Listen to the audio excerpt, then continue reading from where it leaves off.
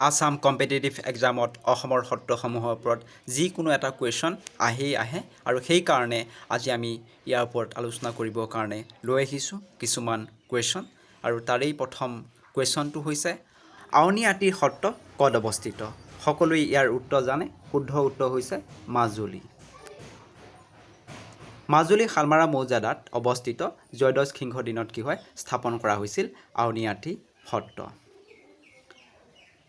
Where is Kamalabari Satra located in Assam? অসমৰ ক'ত কমলাবাৰী সত্ৰৰ অৱস্থিত ইয়াৰে শুদ্ধ উত্তৰটো হৈছে মাজুলী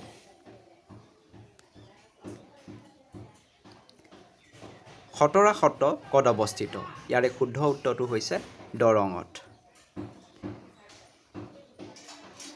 গড়মূৰ সত্ৰ ক'ত অৱস্থিত ইয়াৰে শুদ্ধ উত্তৰটো হৈছে মাজুলীত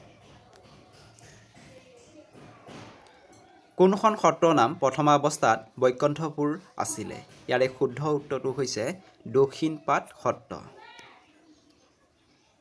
দক্ষিণপাট সত্ৰ ক'ত আছে যে মাজুলীত আছে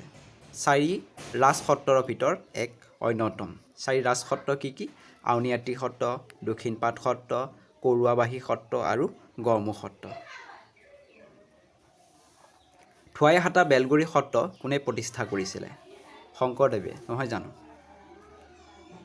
চতিয়া ৰজা পৃষ্ঠপোষকতাত উত্তৰ লখিমপুৰত প্ৰতিষ্ঠা কৰা সত্ৰখনৰ নাম কি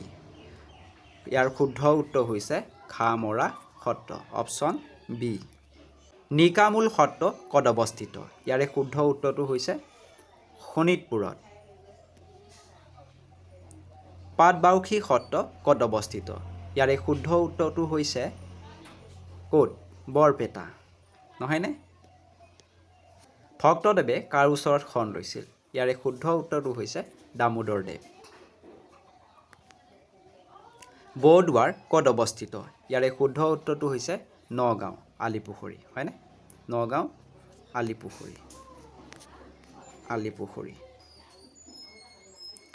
কোনখন সত্ৰক দহৰ মুকুটৰ থান বুলি জনা যায় ইয়াৰে শুদ্ধ উত্তৰটো হৈছে মধুপুৰ সত্ৰ কৰুৱাবাহী সত্ৰ অসমৰ ক'ত অৱস্থিত ইয়াৰে শুদ্ধ উত্তৰটো হৈছে নামদৈয়াং মৌজাদা বোকাখাত শ্ৰী শ্ৰী নৰুৱাকুজি সত্ৰ অসমৰ ক'ত অৱস্থিত ইয়াৰে শুদ্ধ উত্তৰটো হৈছে মৰিগাঁৱৰ শিলপুখুৰীত